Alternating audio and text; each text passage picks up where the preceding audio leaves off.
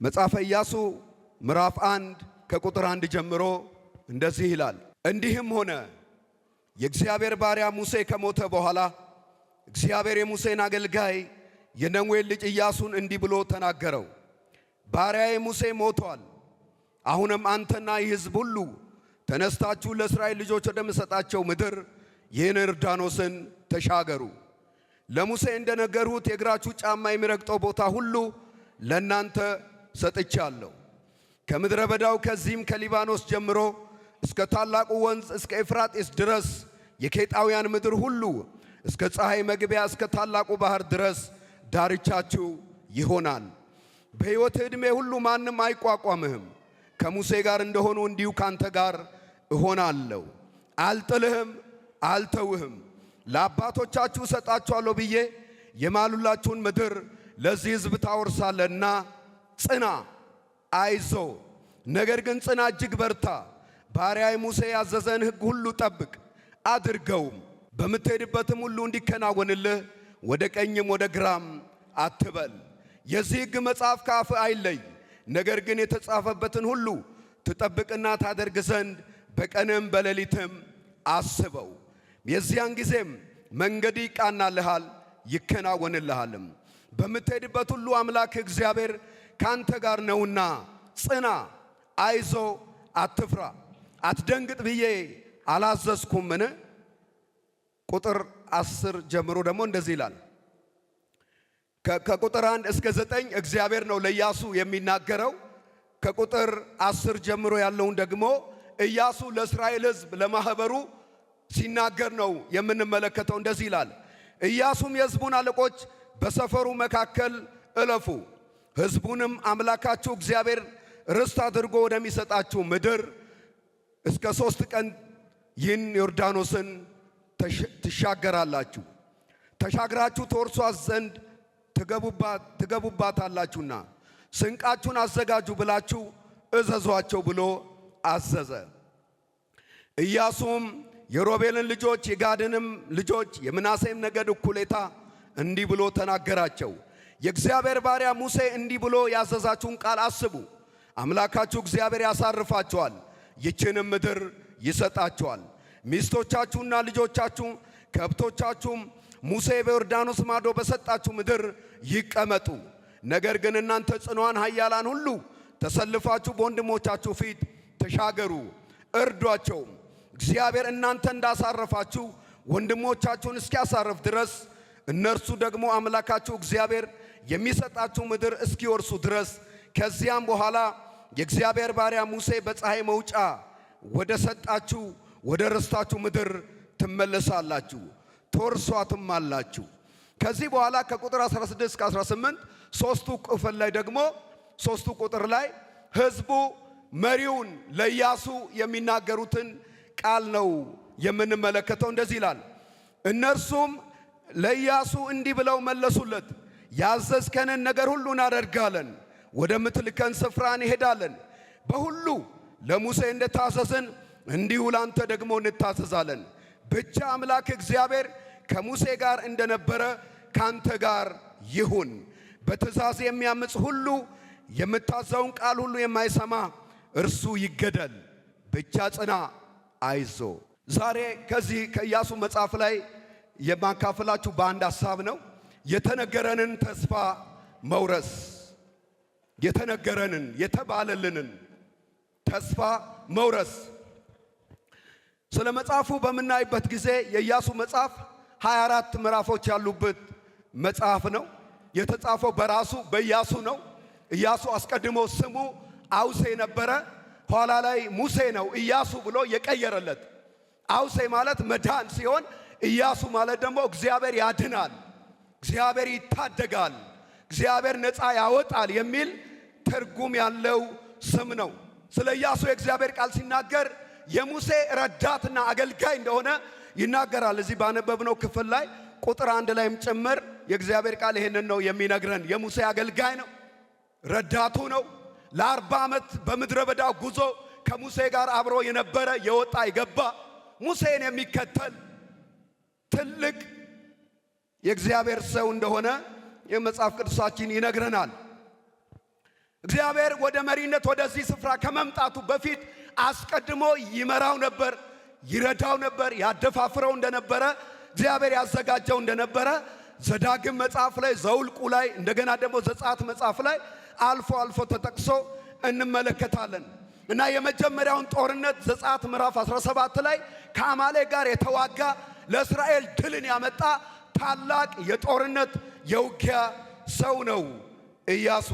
መጽሐፉን በምናይበት ጊዜ የተስፋይቱን ምድር እስራኤል እንደወረሰ በኢያሱ መጽሐፍ ላይ የምናገኘው በምድሪቱ ካሉ ከአሞራውያን ጋር ከአሕዛብ ነገሥታት ጋር ተዋግተው አሸንፈው ምድሪቱን እግዚአብሔር እንደተናገረ እንደወረሱ የምናየው በዚህ በኢያሱ መጽሐፍ ነው።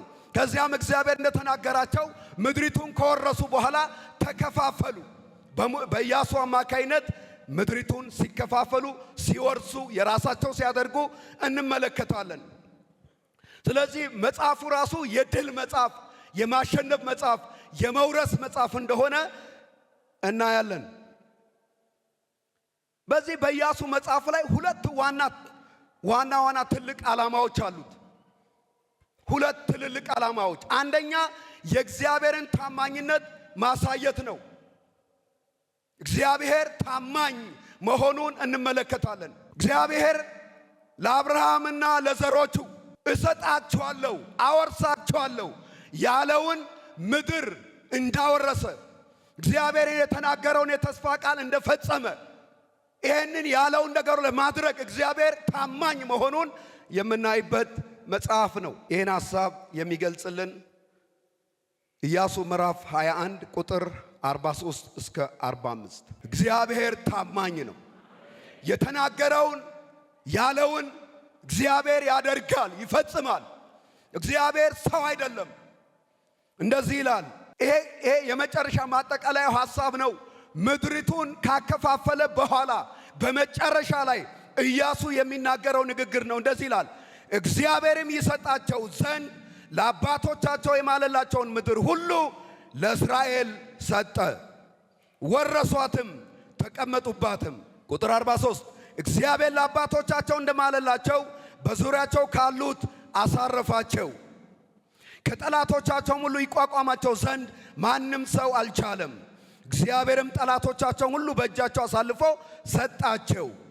እግዚአብሔር ለእስራኤል ቤት ከተናገረው መልካም ነገር ሁሉ ተፈጸመ እንጂ ምንም አልቀረም። እግዚአብሔር የተናገረው ይፈጸማል። እግዚአብሔር ያለው ይሆናል። እግዚአብሔር ያለውን ሊያደርግ ደግሞ ታማኝ ነው።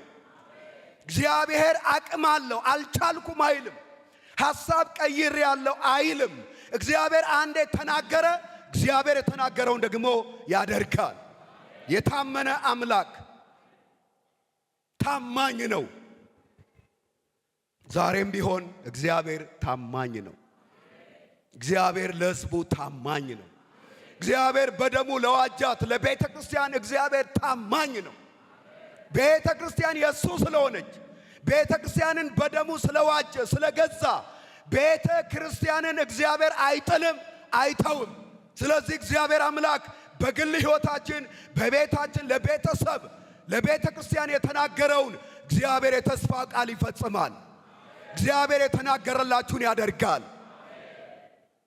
የመጀመሪያው ይሄ ነው። እግዚአብሔር ታማኝ ነው። ሁለተኛው መጽሐፉ ላይ ዋናው ቁልፍ ነገር የሕዝብ መታዘዝ።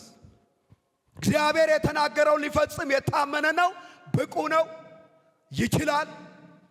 ከሕዝቡ ደግሞ ምን ይጠበቃል? መታዘዝ። መታዘዝ ከሌለ የሚነገረን የተስፋ ቃል የሚገባልን ኪዳን ሁሉ ከንቱ ነው የሚሆነው። መታዘዝ ከሌለ እግዚአብሔር የሚገባው ቃል የሚሰጠን ተስፋ ከኛ መታዘዝ ጋር የተያያዘ ነው። መጽሐፍ ቅዱሳችን ስለ መታዘዝ ብዙ ይናገራል። በእያንዳንዱ በኢያሱ መጽሐፍ በእያንዳንዱ ምዕራፍ ላይ የእስራኤልን መታዘዝ እናያለን።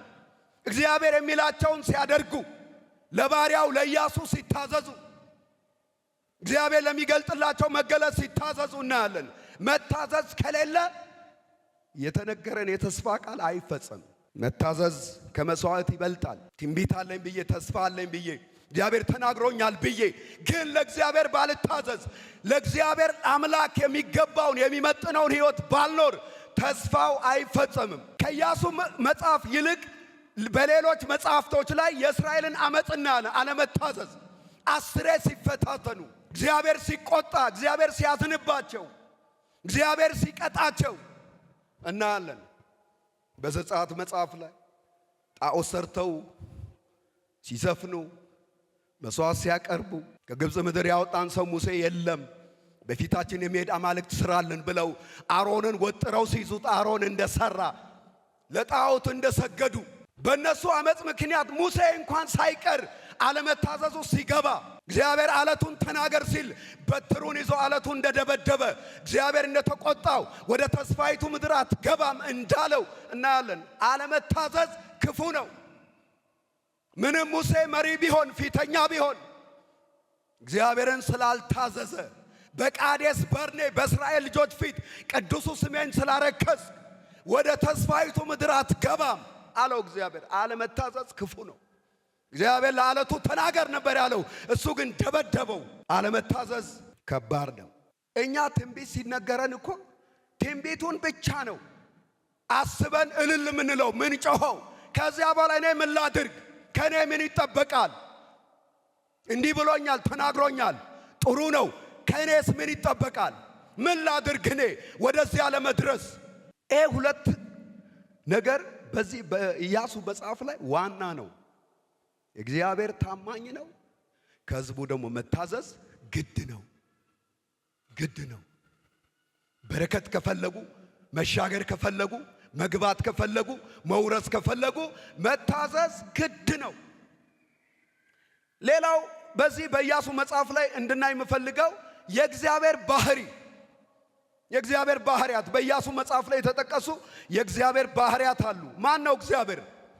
እግዚአብሔር የመጀመሪያ በኢያሱ መጽሐፍ ላይ ለእስራኤል ሕዝብ የኪዳናቸው አምላክ ነው። አምላክ ነው።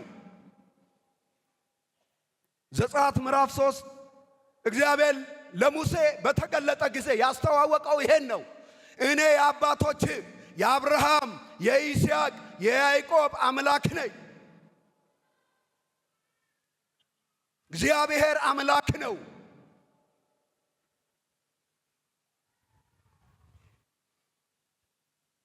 እስራኤል ሌላ አምላክ የለውም። እንደ አሕዛብ ሌሎች አሕዛቦች ብዙ አማልክት አሏቸው፣ ይቀያይራሉ፣ ይለውጣሉ። እስራኤል አምላኩ ግን አንድ ነው። ለዚህ ነው ዘዳግም 6 ላይ እስራኤሎች ስማ አምላክ እግዚአብሔር አንድ ነው፣ አንድ ነው። አንተም በፍጹም ልብ፣ በፍጹም ነፍስ፣ በፍጹም ኃይል ምን አድርገው ውደደው፣ አምልከው። አምላክ እግዚአብሔር የእስራኤል አምላክ ነው። የኪዳን ሕዝቡ አምላክ ነው። የጠራው ለመረጠው ሕዝብ እግዚአብሔር አምላክ ነው። እግዚአብሔር አምላክ ነው። ለእኛም በራልን፣ ለእኛም በራልን። እግዚአብሔር በራልን ማለት እግዚአብሔር ተገለጠልን። እግዚአብሔር እኮ ባይገለጥልን እዚህ ቦታ መገኘት የሚገባን ሰዎች አልነበርንም። እግዚአብሔር ስለበራልን ስለተገለጠልን እዚህ ተገኝተናል። እግዚአብሔር ለእስራኤል ሕዝቡ አምላክኑ ነው፣ አይተወውም። ለዚህ ነው እግዚአብሔር ሕዝቡን ያልጣለው ያልተወው። ኤርምያስ መጽሐፍ ላይ በአምላካቸው በእግዚአብሔር ላይ ምድራቸው በሰሩት ኃጢአት ብትረክስም እግዚአብሔር ሕዝቡን አልጣለም። ይሁዳም እስራኤልም በአምላኩ በእግዚአብሔር አልተጣለም። ለምን? አምላካቸው ስለሆነ። አምላክ ነው። የእስራኤል ሕዝብ አምላክ ነው። ዳዊት ብዙ ጊዜ በመዝሙሩ ላይ አምላኬ እያለ ይናገራል፣ ይጸልያል፣ ይዘምራል። አምላኬ ጌታ ኢየሱስም እናውቃለን በዚያ በጣር ሰዓት መስቀል ላይ ሆኖ አምላኬ ብሏል። በስጋ ወራቱ አምላኬ ለእኔና ለእናንተስ እንለዋለን። አምላኬ አምላኬ ጌታዬ፣ አምላኬ መሸሸጊያዬ፣ አምላኬ መታመኛዬ፣ አምላኬ ማምለጫዬ፣ አምላኬ ሃሌሉያ፣ አምላኬ አምላክ ነው። ሁለተኛ በዚህ በኢያሱ መጽሐፍ ላይ እግዚአብሔር ቅዱስ ነው። ቅዱስ ነው፣ የተለየ ነው። ቅድስና የእግዚአብሔር ባህሪው ነው። ባህሪው ነው። አመፅን፣ ርኩሰትን አይታገዝም። እግዚአብሔር ቅዱስ ስለሆነ የእስራኤል ልጆች ገብተው የወረሷቸው ምድሮች የአሕዛብ ምድሮች ናቸው። የከነዓናውያን ምድር በአመፅና በኃጢአት የተሞላ በአመፃቸውና በኃጢአታቸው ምክንያት ነው እግዚአብሔር አሞራውያንን እነዚህ ከነዓናውያንን ከምድራቸው የነቀለው። ለምን? ከአመፅ ጋር እግዚአብሔር አይተባበርም። አመፅ ባለበት እግዚአብሔር አይገኝም። እግዚአብሔር ለምን? ቅዱስ ነው፣ የተለየ ነው። እግዚአብሔር ንጹሕ ነው። ሰዶምና ገሞራን ያጠፋው እግዚአብሔር አምላክ ቅዱስ ስለሆነ ነው። ኃጢአትን ስለማይወድ ስለሚጠላ ቅዱስ ነው። ወደ ጋይ ለጦርነት በወጡ ጊዜ በጋይ ሕዝብ ፊት እስራኤል የተሸነፈው ለምንድን ነው? ኃጢአት በውስጡ ስለነበረ ነው። አመፅ ስለነበረ ነው። እግዚአብሔር አትንኩ ያለውን ስለነኩ ነው። እግዚአብሔር ቅዱስ ነው። ከአመፅ ጋር ከኃጢአት ጋር አይተባበርም። ቅዱስ ነው። ኃጢአትን ይጠላል ይጠላል። ይህን ባህሪውን እግዚአብሔር ደግሞ ለእኛ አካፍሏል። እንደሱ ቅዱሳን እንድንሆን በኑሯችሁ ሁሉ ቅዱሳን ሁኑ፣ የተለያችሁ ሁኑ ይላል እግዚአብሔር። ቅዱስ ነው። ይሄ ባህሪው ይሄ ማንነቱ አይለወጥም። ሁል ጊዜ ያው ነው። ብሉይም አዲስ ኪዳንም ወደፊትም እግዚአብሔር ቅዱስ ነው። የተቀደሰ አምላክ፣ ክፋት የሌለበት እግዚአብሔር ቅዱስ ነው። የተለየ ነው። እግዚአብሔር ከማንም ጋር አይወዳደርም፣ ከማንም ጋር አይስተካከልም። እግዚአብሔር ብቸኛ ነው፣ ልዩ ነው። ከሰዎች ከሰሩ ስራ ጋር ከጣዖት ጋር እግዚአብሔር እኩል አይቀመጥም። ቅዱስ ነው። ትዝ ይላቸዋል። ታቦቱ ተማርኮ ወደ ፍልስጤም አገር በሄደ ጊዜ ከዳጎን ጋር ታቦቱን አስቀመጡ። ዳጎን በታቦቱ ፊት መቆም አልቻለም፣ አይችልም። ሰይጣን በፊቱ መቆም አይችልም። ጨለማ በፊቱ መቆም አይችልም። ለምን? እግዚአብሔር ቅዱስ ነው። እግዚአብሔር ቅዱስ ነው። እግዚአብሔር ብርሃን ነው። ጨለማ በፊቱ ሊቆም አይችልም። እግዚአብሔር ማን ነው? እግዚአብሔር ቅዱስ ነው። ሶስተኛው እግዚአብሔር ሩህሩህ ነው፣ የሚራራ። ለዚህ በኢያሱ መጽሐፍ ላይ አስገራሚ ነው። እግዚአብሔር ለጋለሞታይቱ ረሃብ ለተባለችው ራራ። ሩህሩህ ጋለሞታ ናት፣ ኃጢአተኛ ናት፣ አመንዝራ ናት። ግን ኢያሱ የላከች ሰላዮች ስለተቀበለች እግዚአብሔር ደህንነትን አደረገላት። ራራ። የእግዚአብሔርን እውነት ለሚቀበሉ ከክፋት ለሚመለሱ እግዚአብሔር ዛሬም ሩህሩህ ነው፣ ይራራል። እንደ ምሕረቱ ብዛት ይራራልናል ይላል። ለገባዖን ሰዎች ራራ። አታለው ቢገቡም እግዚአብሔር ራራ። አይገርም? እግዚአብሔር እኮ ሰው አይደለም ወገኖቼ። ሩህሩህ አምላክ፣ የሚራራ የሚያዝን፣ ውስጡ አይችልም፣ ይንሰፈሰፋል። የሚራራ አምላክ ወደሱ ለሚመለሱ ንስሐ ለሚገቡ ፊቱን ለሚፈልጉ በደለኛና ኃጢአተኛ እንደሆኑ ለተረዱ እግዚአብሔር ዛሬም ይራራል። እግዚአብሔር ይራራል። የእግዚአብሔር ቃል የእግዚአብሔር ቸርነትና እውነት የተገለጠው ከርኅራኄው የተነሳ ነው።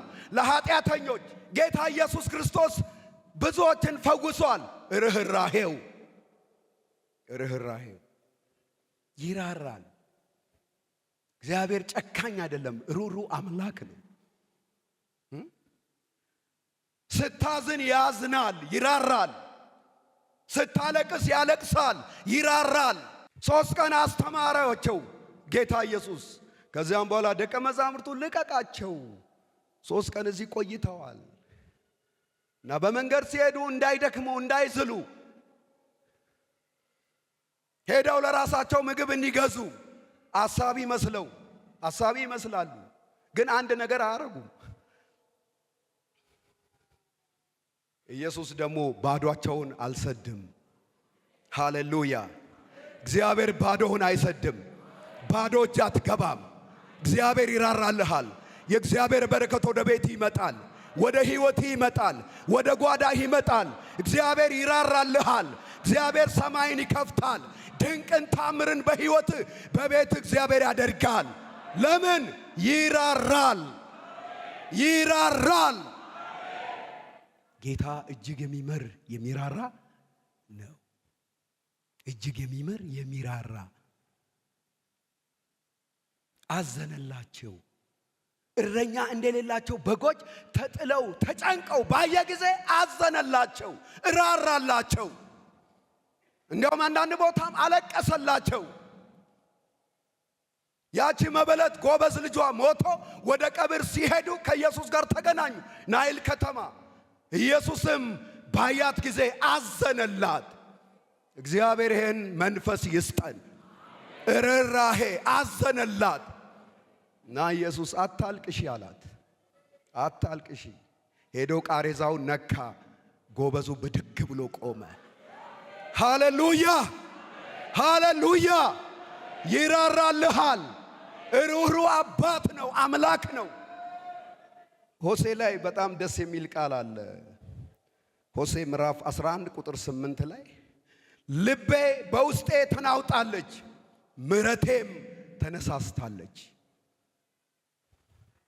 ይህን ጊዜ እስራኤላውያን እግዚአብሔርን የተዉበት፣ ጣዖትን ያመለኩበት በዓል ብቻ ያደርጋሉ፣ ግን ጌታን የጣሉበት ሰዓት ነው። እግዚአብሔር ግን ምን አለ? ልቤ በውስጤ ተናውጣለች፣ ምሕረቴም ተነሳስታለች። ኤፍሬም ሆይ እንዴት እጥልሃለሁ? እንዴት እተዋሃለሁ? እኔ እኮ አምላክ ነኝ፣ ሰው አይደለሁም። እግዚአብሔር ጥሎኛል፣ ትቶኛል ሚል ሰው አለ? ታምራት ኃይሌ መዝሙር አለ አይደል? ተረስተሃል ያለ ማን ነው? አትነሳም ያለ ማን ነው?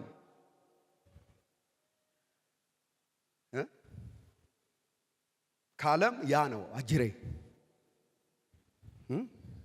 ያ ሰይጣን ነው፣ ጠላት ነው።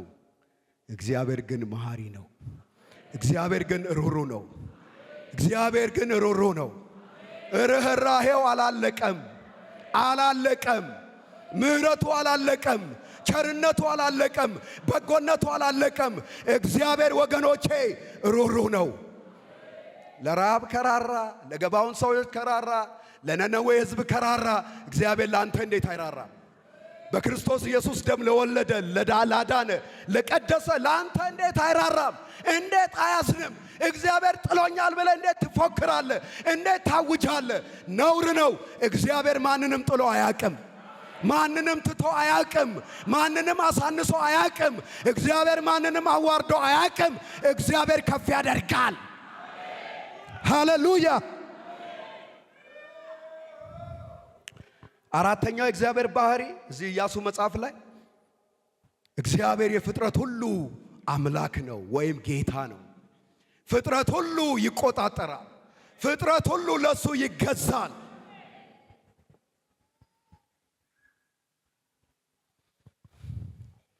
ኢያሱ ምዕራፍ 3 ሄደን የምናውቀው ነው። የዮርዳኖስን ወንዝ አቆመው እንደ ክምር። የእግዚአብሔር የቃል ኪዳን ታቦት የተሸከሙት ካህናት ወደ ዮርዳኖስ ሲገቡ ከላይ የሚወርደው የዮርዳኖስ ወንዝ ቆመ። አይገርም? እንደ ክምር ሆነ ይላል። እንደ ክምር ሆነ፣ ተከመረ። እስራኤል በየብስ ወጣ፣ ተሻገረ። ዘጸአት 14ም ስንሄድ ፈርዖን ሕዝቡን ከለቀቀ በኋላ ከቆጨው ሕዝቡ ሰራዊቱን ይዞ ተከተለ። በዚህ ጊዜ ሕዝቡ ጮኸ፣ አለቀሰ። እንዲያው ለነሱ በዚያ ብንገዛላቸው ባሪያ ብንሆን መልካም ነበር ብለን ያልን ቃል ይሄ ነው። ይሄው አሁን ሊገሉ ነው፣ ሊያጠፉ ነው። በጭንቀት ሰዓት የእግዚአብሔር ድምፅ መጣ በባሪያው በኩል። አትፍሩ። ሃሌሉያ። አትፍሩ። ዛሬ የምታዩቸውን ግብፃውያን ለዘላለም አታዩም። ችግር የሚቆየው ካንተ ጋር ለተወሰነ ጊዜ ነው። ፈተና ለተወሰነ ጊዜ ነው። አብሮ ሚከርም አብሮ ካንተ ጋር የሚዘልቅ አይምሰል። ዛሬ ከዚህ ስትወጣ ችግርን ትረሳዋለህ። እግዚአብሔር ቀንበርን ይሰብረዋል። ያስለቀሰን እግዚአብሔር በቃ ይላል። ችግር እስከ ተወሰነ ጊዜ ነው። ፈርዖንና ሰራዊቱ የተከተለው እስከ ኤርትራ ባህር ነው። ከዚያ በኋላ ቆመ። ዛሬም ሰልፈኞች ይቆማሉ። ዛሬም ዘማቾች ይቆማሉ። ዛሬም የተነሳብህ ጸጥ ይላል። ወጀቡ ጸጥ ይላል። ጦርነቱ ጸጥ ይላል። አንተ ትሻገራለህ። በትርህን አንሳ፣ ባህሩን ምታው አለ። ሙሴ መታው፣ ተከፈለ። እስራኤል ተሻገረ። ከዛ መዝሙር ጀመረ። በክብር ከፍ ብሏልና ለእግዚአብሔር እዘምራለሁ፣ ለእግዚአብሔር እዘምራለሁ። ምን እያልኩኝ? ፈረሱንና ፈረሰኛውን በባህር ጣለ። ጠላት ይወድቃል። ያስጨነቀ ይወድቃል። ያዋረደ ይወድቃል። ውድቀትን የሚከታተል ይወድቃል። ጉድጓድ የማሱ ይወድቃሉ። አንተ ግን ትሻገራለህ። ኢየሱስ አምላክ ነው። ኢየሱስ አምላክ ነው። ዮርዳኖስን አቆመ። ኢያሱ ምዕራፍ 10 ላይ ደግሞ ፀሐይን አቆመ ጌታ። በፍጥረት ሁሉ ላይ ጌታ ነው። ፍጥረት ሁሉ ለሱ ይገዛል። እስራኤል ከአሞራውያን ጋር ሲዋጋ ኢያሱ እግዚአብሔርን ጠየቀው። እግዚአብሔር ሆይ እስራኤል ጠላቱን እስኪበቀል ፀሐይ በገባኦን ትቁም አለ። እግዚአብሔር የኢያሱን ቃል ሰማ። አንድ ቀን ፀሐይ በገባኦን ቆመች። እሱ የፍጥረት ሁሉ ጌታ ነው። እረ ፍጥረት ለሱ ይገዛል። ፍጥረት ለሱ ይታዘዛል። ቁም ሲለው ይቆማል። ተከፈል ሲለው ይከፈላል። ጸጥ በል ሲል ጸጥ ይላል። ሃሌሉያ! አይገርም? ፍጥረት ለሱ ይገዛል። ፍጥረት ይገዛል። ፍጥረት ይገዛል። ኢያሪኮ ይወድቃል። ቆመ ፀሐይ በገባኦን። እስራኤል ጠላቱን ድል እስኪያደርግ ድረስ እግዚአብሔር ቀጥ አረገ። ያንተ አምላክ እኮ እንዲህ አይነት አምላክ ነው። እረ ወገኖቼ ይግባን። የምናመልከው አምላክ እንዲህ አይነት አምላክ ነው። በንጹህ ልብና በጥሩ መንፈስ ስትጸልይ ይሰማሃል፣ ያደምጣሃል። የማይመረመረውን ታላቅ ነገር ያደርጋል። በንጹህ ልብና በጥሩ በበጎ መንፈስ ስትጸልይ አምላክ እግዚአብሔር ጸሎትን ይሰማል። ቆመ እኮ በገባኦን ፀሐይ ቆመ። የፍጥረት ሁሉ ጌታ ነው፣ ይገዛለታል። ማይገዛ ነገር የለም። ጌታ ኢየሱስ እንደምታውቁት በገሊላ ባህር ላይ እየተራመደ መጣ። በሌሊቱ 4ኛው ክፍል ላይ እየተራመደ ኢየሱስ እየተራመደ ሲመጣ ደቀ መዛሙርቱ ፈሩ፣ ደነገጡ። ምታት ነው አሉ። ኢየሱስ አይዟችሁ አለ። አትፍሩ፣ እኔ ነኝ። ሃሌሉያ! አይዟችሁ፣ አትፍሩ፣ እኔ ነኝ። አትፍሩ። በባህር ላይ ይራመዳል። በዛ በአስቸጋሪው በገሊላ ባህር ላይ የናዝሬቱ ኢየሱስ በሌሊቱ እየተራመደ መጣ። ፍጥረት ለሱ ይገዛል። ወደ ማዶ እንሻገር ብለው ታንኳይቱ ውስጥ ገባ። የኛ ጌታ ተኛ። ማዕበሉ ወጀቡ ታንኳይቱን ያናውጥ ነበረ። እነ ጴጥሮስ ፈሩ፣ ጮኹ። ጌታ ሆይ ስንጠፋ አይገድህም አሉ። ቀሰቀሱት። ኢየሱስ ብድግ አለና ሃሌሉያ ገሰጸው። ጸጥ አለ። ሃሌሉያ! ያናወጣቸው ጸጥ አለ። ወጀቡ ጸጥ አለ። እግዚአብሔር ታላቅ ጸጥታን ያመጣል። በምድሪቱ ላይ ጸጥታን ያመጣል። እረፍትን ያመጣል። ኧረ አሜን በሉ። እግዚአብሔር ያመጣል። በምድሪቱ ላይ ጸጥታን ያመጣል። ማዕበሉ እንደዚህ አይቀጥልም። ወጀቡ እንደ ጮኸ አይቀጥልም። የሚያናውጠው እንዳናወጣ አይቀጥልም። ያንተ ጌታ ሲነሳ ሁሉ ነገር ጸጥ ይላል። ጸጥ ይላል። የቤት ወጀብ ጸጥ ይበል። ጸጥ አለ። እዛ ሐዋርያቱ ምን አሉ? ይሄ ማን ነው አሉ። ማን ነው?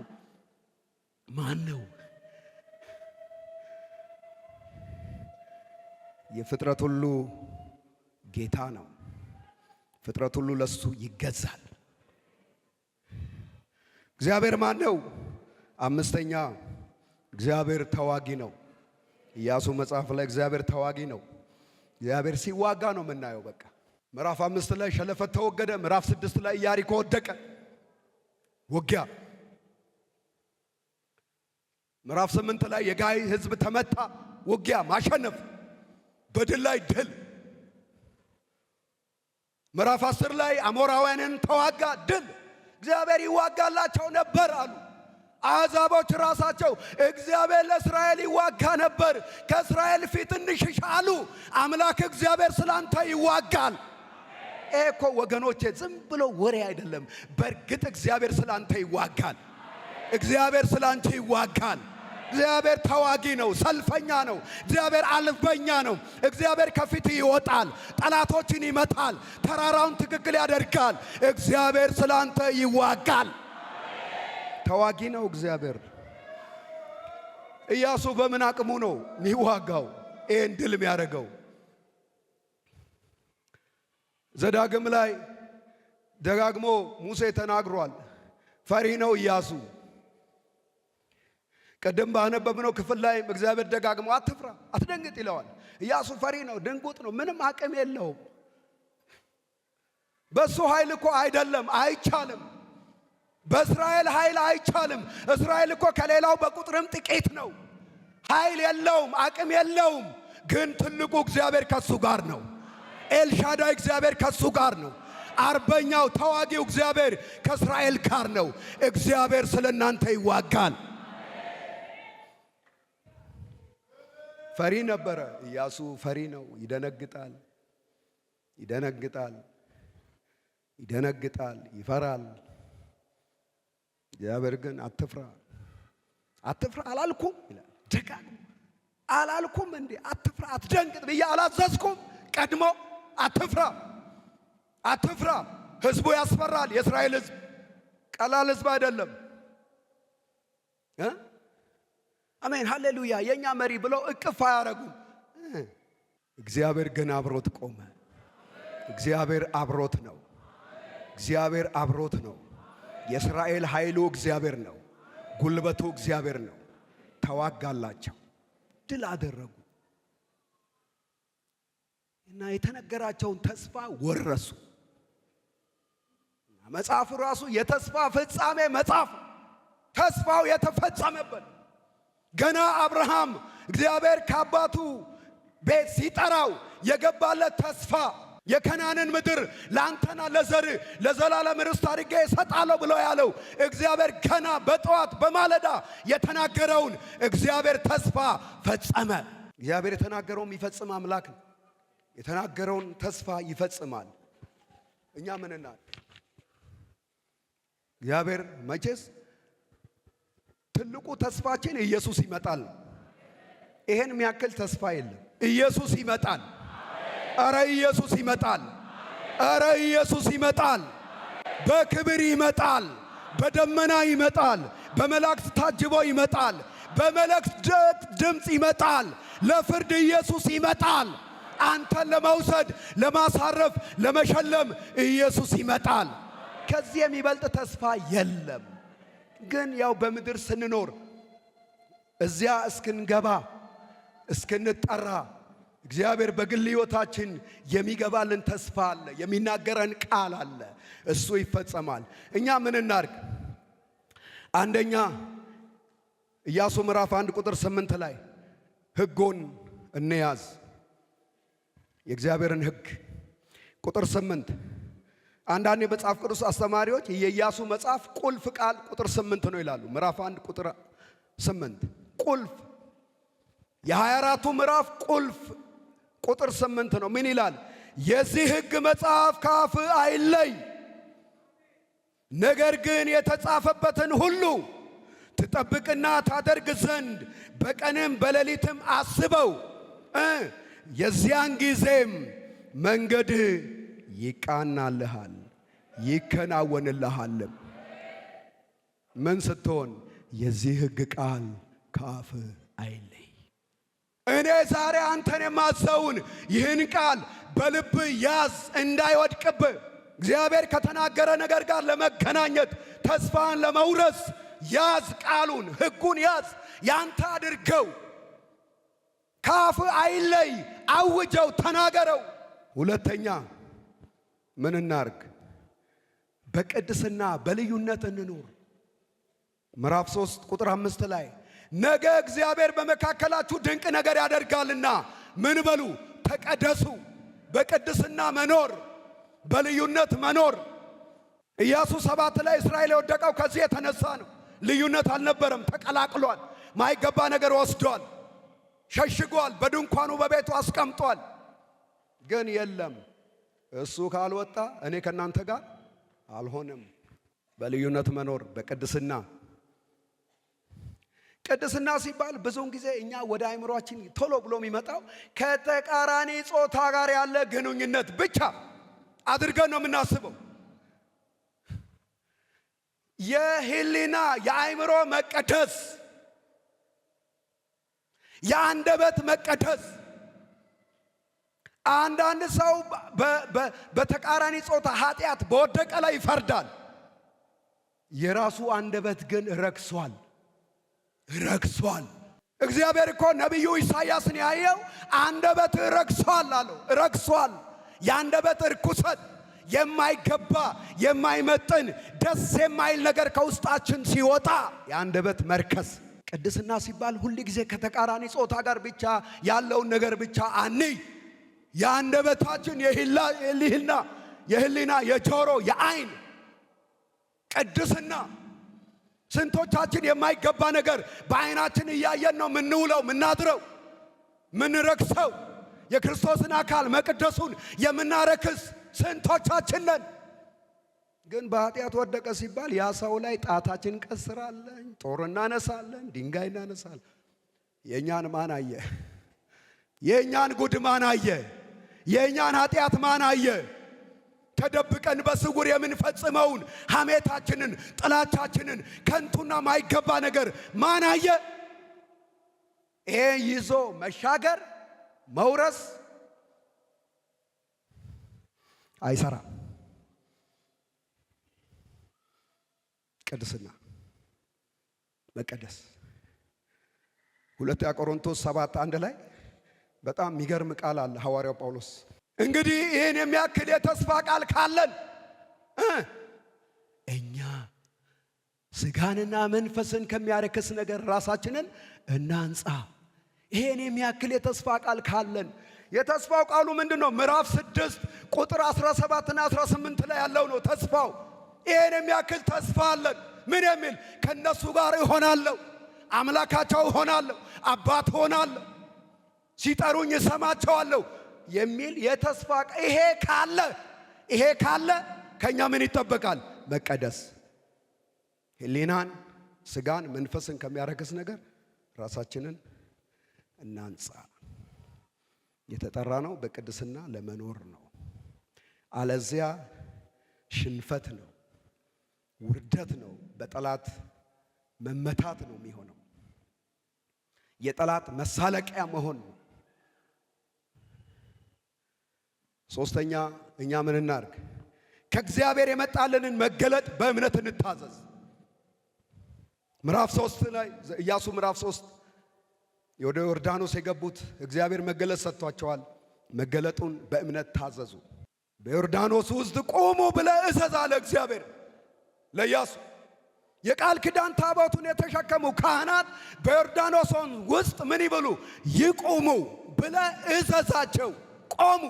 ቁጥር 13 ላይ የቃል ኪዳን ታቦት የተሸከሙ ካህናት በዮርዳኖስ ወንዝ ውስጥ ሲቆሙ የዮርዳኖስ ውሃ ተቋረጠ፣ እንደ ክምርም ቆመ። መታዘዝ በመገለጡ ላይ፣ እግዚአብሔር በተናገረን እውነት ላይ መታዘዝ፣ እርምጃ መውሰድ፣ መራመድ። ያ ዮሐንስ 9 ላይ ያለው እውሩ እንደሱ እኮ ነው ያደረገው። አይነ ስውሩ ምንም ነገር የሌለው ምንም አይንም የለውም እኮ ኢየሱስ ጭቃ ቀባ፣ ሂድና በሰሊሆም ታጠብ አለው። ሰውየው ሄደ፣ በእምነት ታዘዘ። ሄዶ በሰሊሆም ታጠበ፣ እያየ መጣ። በእምነት መታዘዝ። ከእግዚአብሔር ለመጣልን እውነት በእምነት መታዘዝ። ኢያሪኮን 7 ቀን ዙሯት። 7 ቀን። በሰባተኛው ቀን 7 ጊዜ ዙሩ አለ። ከዚያስ ጩኹ አለ። በእምነት መታዘዝ። ከእግዚአብሔር የመጣልን መገለጥ በእምነት መታዘዝ ያስፈልጋል። እግዚአብሔር የሚናገርን ነገር በእምነት መታዘዝ ማድረግ። የሶርያ ሰራዊት አለቃ ያ ሁለተኛ ነገሥት ምዕራፍ 5 ላይ ያለው ጀረናሉ ማን ነው? ንዕማን በእስራኤል አምላክ እንዳለ ፈዋሽ እንዳለ ሲሰማ መጣ። ደብዳቤ ይዞ መጥቶ ለእስራኤል ንጉሥ ሰጠ። ደብዳቤውን አይቶ ንጉሡ ጮኸ። ወየው እዩ ነገር ሲፈልግ እኔ ሰውን ከለምጹ ፈውስ ዘንድ ማን ነኝ? እዩ አያችሁ። ከዛ ኤልሳ ሰማ። ወደ እኔ ላከው አለው። ጀረናሉ ዘና ብሎ ወደ ኤልሳ መጣ። ኤልሳ በአየር ላይ ምን አለው? ሂድና በዮርዳኖስ ታጠብ አለ። ሳይደርስ ቤት ሊገባ ሂድና በዮርዳኖስ ታጠብ፣ ሂድና በዮርዳኖስ 7 ጊዜ ታጠብ። በተራው ይሄ ደግሞ አበደ። ያዙኝ ልቀቁኝ። እኔ ወደ እኔ መጥተው የአምላኩን ስም እየጠራ የህመሜን ቦታ በእጁ እየዳሰሰ የሚፈውሰኝ መስሎኝ ነበር። ለመታጠብማ የሶርያ ወንዝ አለ፣ ሀቫናና ፋሩፋ ወርቃማ ወንዞች፣ እዛ እጅ አልታጠብም። ከዛ ከባሪያዎች ነገሩ። አረ ጌታዬ ነብዩ ያለውን አድርግ አድርግ። እግዚአብሔር ከመካከል ሰው አያሳጣን። ከባሪያዎቹ መካከል ብድግ አለና አረ ጌታዬ አረ ነብዩ የሚያረው አርግ። ሰውየው ያውቃል ፈውስ እንዳለ። ሂድ። እየተገዳደረው ልብሱን አወለቀ፣ ዮርዳኖስ ወንዝ ውስጥ ገባ። 7 ብቅ ጥልቅ ሲል የሕፃን ልጅ ገላ ተፈውሶ ጽድት አለ። ከዛ ያመጣውን ስጦታ ይኸው ሲል ይዘይድ ወረዛ ይዘይድ። እኛ ብንሆንስ? ሃሌሉያ አስገባው አስገባው። እኛ ብንሆን ምርኮ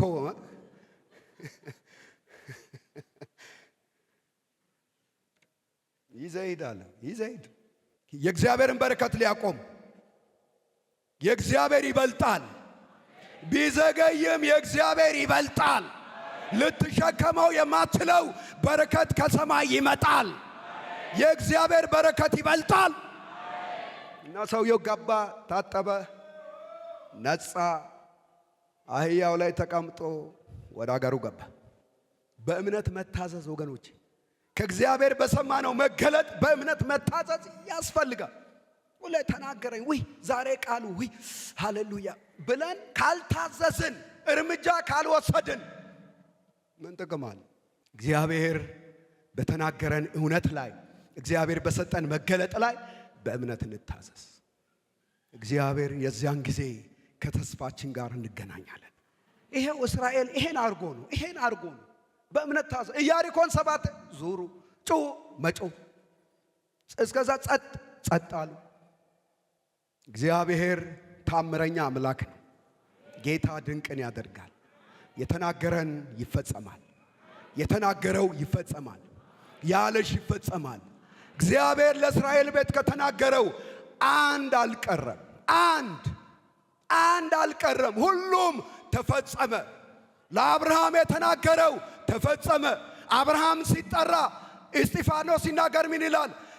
የእግር መርገጫ ታክል እንኳን ርስት አልነበረውም።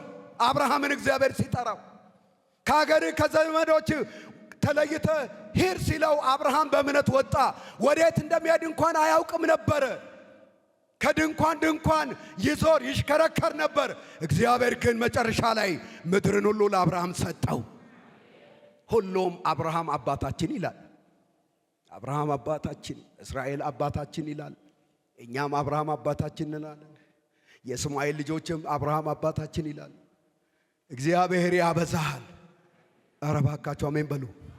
እግዚአብሔር ያበዛል። እግዚአብሔር ይጎበኛል። እግዚአብሔር ያስባል። እግዚአብሔር ከፍ ያደርጋል። እግዚአብሔር ያድናል፣ ያስመልጠናል። የማይመረመር ታላቅ ነገር እግዚአብሔር ያደርጋል። መቼ? በራሱ ቀን። እግዚአብሔር የቀጠረው ቀን አለ። እግዚአብሔር የጉብኝት ቀን ቀጥሯል። ቀን አለ ወገኖቼ። ተስፋ አትቁረጡ፣ ስፍራ አትልቀቁ። አጅሬ ሲያናውጥ አትናወጡ። የክፎችን ድምፅ አትስሙ። ጸንታችሁ እግዚአብሔርን ጠብቁ። ታሪክ የሚገለብጥ ጌታ ወደ የቤታችሁ ይመጣል። ኢየሱስ ያድናል።